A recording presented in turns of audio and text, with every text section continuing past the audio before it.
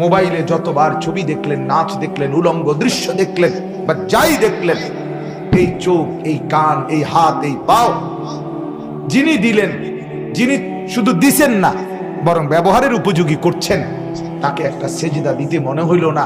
আপনি মানুষ, যুবক, তুমি মানুষ, তুমি মানুষ মিয়া। তাহলে জানোয়ার বলবা কাকে? একটা বারও তোমার মনে হলো না কথা? ফজর গেল, জোহর গেল, আসর গেল, মাগরিব গেল, এশা গেল, একটা সিজদা দিতেও মন চায় না? হায় হায় হায়, মুসলমান পরিচয়ধারী এত শক্ত হয় কেমনে বাপ? আমারে বলেন না, মুসলমান পরিচয়ধারী একটা মানুষ এত শক্ত হয় কেন, এত পাষাণ হয় কেন? আয় হায় হায়, যুবক, তুমি ভুলে গেছো ভাইয়া, তুমি মুসলমান। তোমার একবারও মনে হয় না এতগুলো মসজিদের আজান, এতগুলো মাইকের আজান? আমি ইউপি গেছি দারুল উলুম দেওবন্দ দেখতে, এই আমার অপারেশনের সময় 9 তারিখ, 8 তারিখ 9 তারিখ ছিলাম ওইখানে। পুরা রাজ্যে যে কয়জন মুসলমান আছে ইউপিতে, সেখানে মসজিদে আজান দেওয়া মাইক দিয়া সম্পূর্ণ নিষিদ্ধ,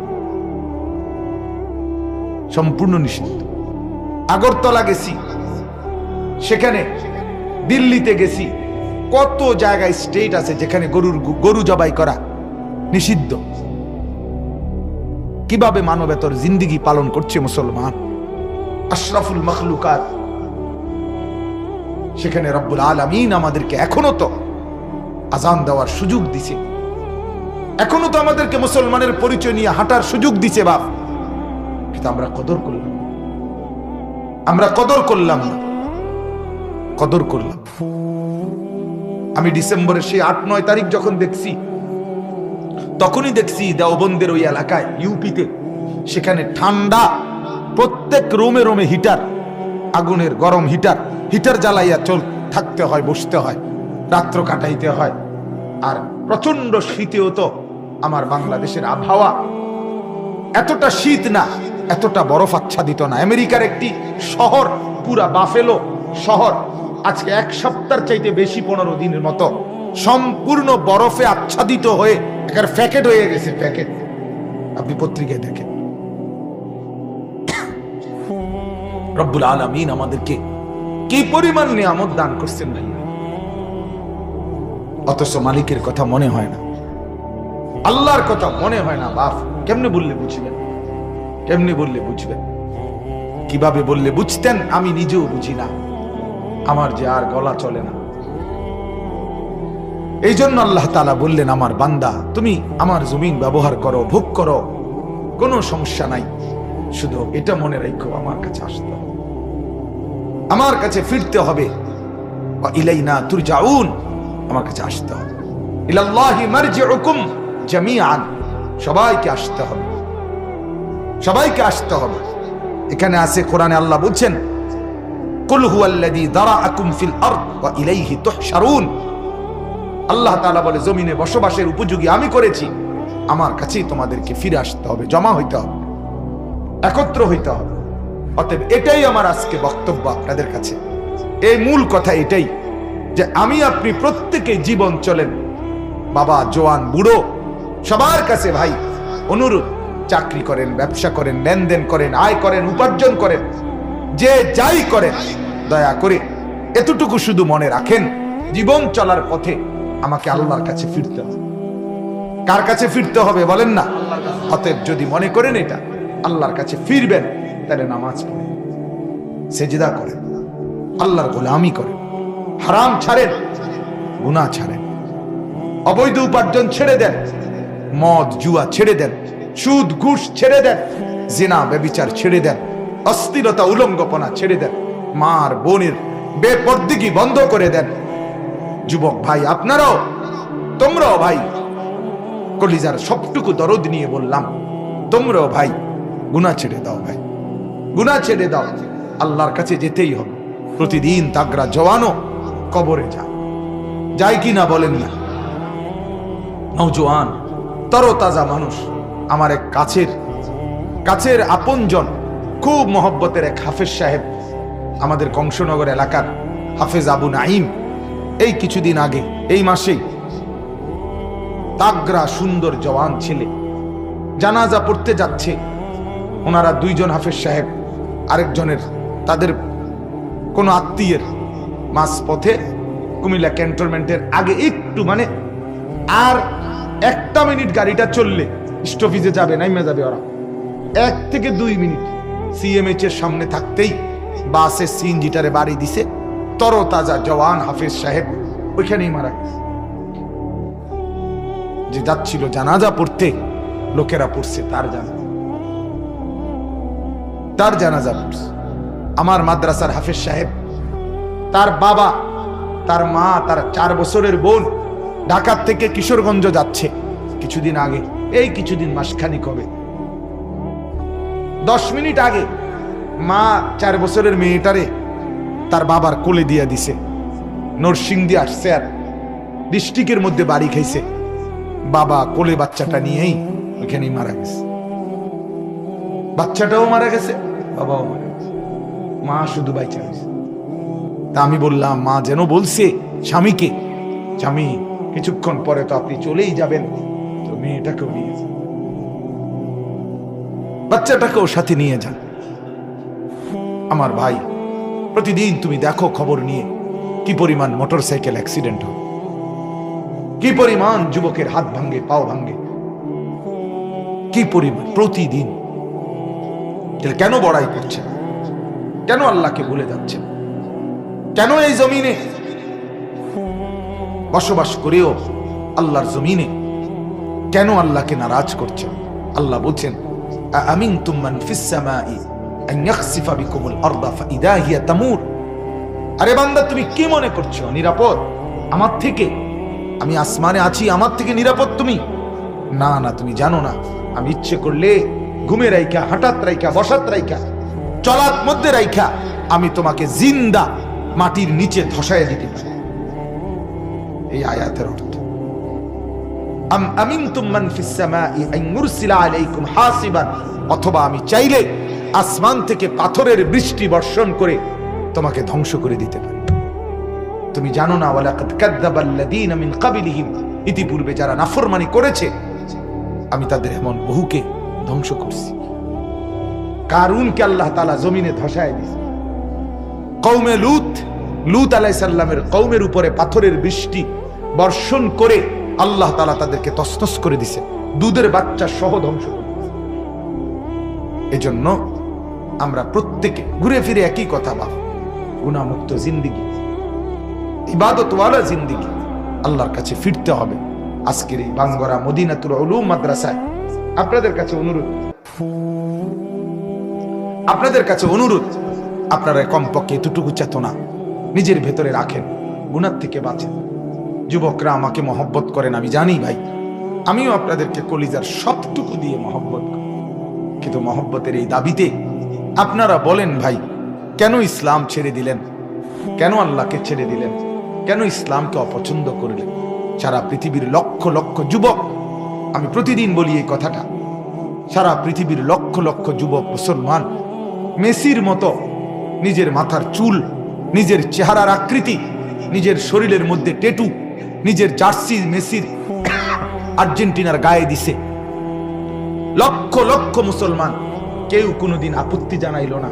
অথচ কাতারে বিশ্বকাপ ফুটবলের পুরস্কারের দিন, সেদিন কাতারের প্রেসিডেন্ট আমির একটা আরবীয় পোশাক, আবা, এটা মেসির গায়ে 5টা মিনিটের জন্য গায়ে লাগায় দিছে আরবীয় একটা পোশাক।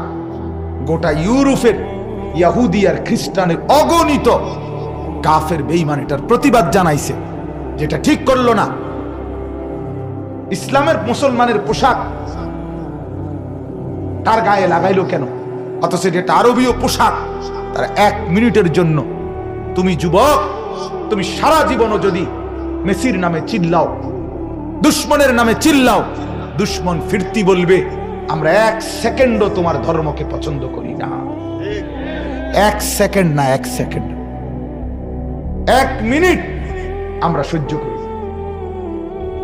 30 বছর যে ভাই দাড়ি কাইটা দুশ্মনকে খুশি করলেন, 30 বছর পরে দুশ্মনকে একবার বলেন না, আমি তো 30 বছর তোমার মতো সেজেছি, তুমি একবার 5টা মিনিট আমার মাথার টুপি মুসলমানের এটা তুমি মাথায় দাও। কোন ইহুদি খ্রিস্টান জবাবে বলবে, তুমি বেকুব হইতে পারো, আমি তোমার মতো বেকুব না। এক নবী আছে জান্নাতে ঢুকছে আর ফিরে আসে নাই। আল্লাহ বলছে চলেন ফিরা, কয় না, জান্নাতে ঢুকলে তাকে ফিরতে হয় না, জান্নাতে ঢুকলে আবার ফিরবো কেন, আইসি তো গেছি। ওলামা জানে আমাদের নবীজিও পারতেন বলতে আর যাব না, ঠিক না? পারতেন না?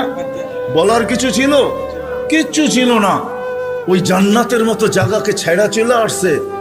বড় দিল লাগে, বড় দিল, এই জন্য আসছে। উম্মতের ব্যথা এখানে ছিল, এই জন্য আসছে। আমি না গেলে চোখে দেখা উম্মতকে কে বলবে?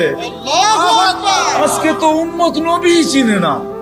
লানত আমাদের জিন্দেগির উপরে, একজনও এখানে নাই। রাগ হয় না আমার উপরে, রাগ হইতে পারেন, করার কিছু নাই। আগামীতে আর দাওয়াত দিন না রাগ হইলে। রাগ হয় না, একজনও নাই এখানে, একজনও নাই যে এতদিন চুল কাটছি কোনদিন সেলুনে যেয়ে বলছি আজকে চুল না আমার ইচ্ছা মতো, না তোমার ইচ্ছা মতো, না তোমার ডিজাইন দোকানের ডিজাইন মতো, আজকে চুল কেটে দিবা আমার নবীর ডিজাইন মতো। একজনও এখানে হাত উঠাইতে পারবে না। জীবনে একবারও বলে নাই যে আমার নবীর ডিজাইনে আমার চুল কেটে দাও। যদি এখনো কেউ হাত উঠায়, হয়তো আমার বয়ান আগে শুনছে, এই জন্য কোনোদিন কাটছে। আমি সব ওয়াজে বলি, একজনও নাই যে নবীর স্টাইলে চুল কাটবে। হায় যুবক, যদি একদিনও কাটতা।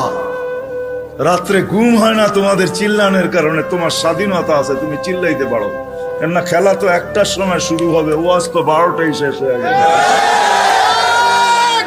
তুমি চিল্লাইতে পারো, তোমাকে স্বাধীনতা দিছে আল্লাহ, আমি কিচ্ছু বলবো না। আল্লাহ যদি স্বাধীনতা না দিত, আল্লাহ ডাকবে 24 ঘন্টা, আল্লাহটা ভোগ করবে, আর আল্লাহ ডাকবে আর মসজিদে যুবক আসবে না। স্বাধীনতা দিছে, এই জন্য কিচ্ছু বলে না। 5টা স্বাধীনতা দিছে, 5টা। শিক্ষাগত স্বাধীনতা, যে কোনো শিক্ষায় শিক্ষিত হইতে পারো। হ্যাঁ, পেটের শিক্ষা শিক্ষা, আবার বিরাট বিরাট সার্টিফিকেটের গর্ব। সাধারণ শিক্ষা, যেটাকে জেনারেল বলে, ওটা ডিকশনারিতে সাধারণ শিক্ষা লেখা আছে। সাধারণ ডিকশনারিতে সাধারণ আছে, জেনারেল অর্থ কি? রাগ হয়ে গেলেন? সাধারণ জিনিস নিয়ে আবার গৌরব করা যায় নাকি? লেখছে পুরা সাইনবোর্ডের অর্ধেকে ডিগ্রি হয়ে গেছে, সবগুলা সাধারণ। এটা আবার গৌরবের বিষয় নাকি? সাহাবা তো অসাধারণ শিক্ষায় শিক্ষিত ছিল।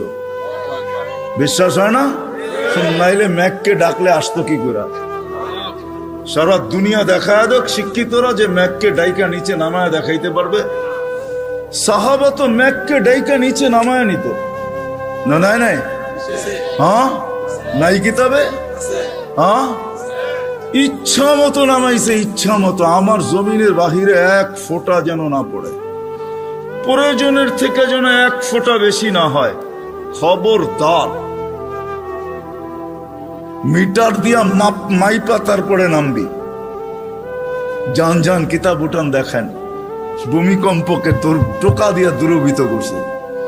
তামিমে দারি রাদিয়াল্লাহু তাআলা আনহুর কবর যখন আমি দেখতে গেছি, তখন মনে মনে ভাবছি, হায় হাত দুইটা যদি রেখা যেতাম, তাহলে ফায়ার সার্ভিসের প্রয়োজন হইতো না।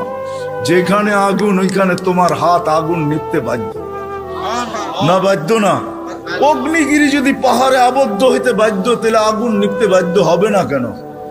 6 বার দেখছি আমি এই 2 চোখে দরিয়ায় নীল। 6 বারই তালাশ করছি, যদি চিঠিটা পাইতাম তাহলে পদ্মা, মেঘনা, যমুনার পানির সমস্যা হতো না। দরিয়ায় নীল যদি আজ পর্যন্ত দিতে পারে, তাহলে পদ্মা, মেঘনা, যমুনাও দিত, কিন্তু খুঁজা পাই নাই। মনে আফসোস ছিল যে চিঠিটা যদি পাইতাম। ওমর রাদিয়াল্লাহু তাআলা আনহুর ওই চিঠি, যে চিঠিতে 4500 কিলোমিটার দরিয়ায় নীল আজও পানি দিতে বাধ্য। সত্য কি সত্য না? ওই টেকনোলজিহীন, আজ থেকে 1400 বছর আগে ভিডিও কলিং এ ওই পাহাড়ের গায়ে এখনো সাইনবোর্ড রাখা আছে। আপনি দেখা আসেন, আমি দেখা আসছি। বন্দর আব্বাসে এখন ওই পাহাড়ের গায়ে সাইনবোর্ড লাগানো আছে, 3000 কিলোমিটার দূর থেকে দেখায় দিছে এই পাহাড় সামলা আগে। কোনো টেকনোলজি নাই, কোনো স্যাটেলাইট নাই। ওইখান থেকে জুমার দিন খুতবায় দাঁড়ায় বসে সারিয়াতুল জাবাল, পাহাড় সামলা আগে না বলে নাই? 1-2 পিলার 27 কিলোমিটার সমুদ্রের উপর দিয়া ঘোড়া ঠক ঠক ঠক ঠক ঠক ঠক করতে করতে দৌড়ে গেছে। আল্লাহ বলছে খবরদার, স্থলে তো ঘোড়ার পায়ে ধুলা লাগে, যদি পানি খুঁড়ে লাগলা তাহলে খবর আছে। খুঁড়ে পানি পর্যন্ত লাগে নাই। আমি 2 বার গেছি মরক্কো, উকবা বিন নাফে রাদিয়াল্লাহু তাআলা আনহুর কবরে যায় বলছি সেলুট তোমাকে। আটলান্টিকের পাড়ে ঘোড়া দাঁড় করায় বলছে লাউ আলিমতু ওয়ারা হাদাল বাহারি আহাদুন মা সাদ্দানি আদা। হায় হায়, যদি ওই পারে কোনো লোক থেকে থাকে বলো আমাকে, এই সমুদ্র আমার জন্য বাধা না, আমি ঘোড়া দিয়া পার হব।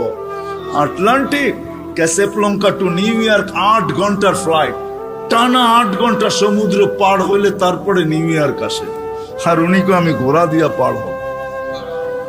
ওনারা অসাধারণ বিদ্যায় বিদ্বান ছিল। আমরা তো সাধারণ বিদ্যায় বিদ্বান, এটার গর্ব নিয়ে শেষ করতে পারি না, ঠিক না?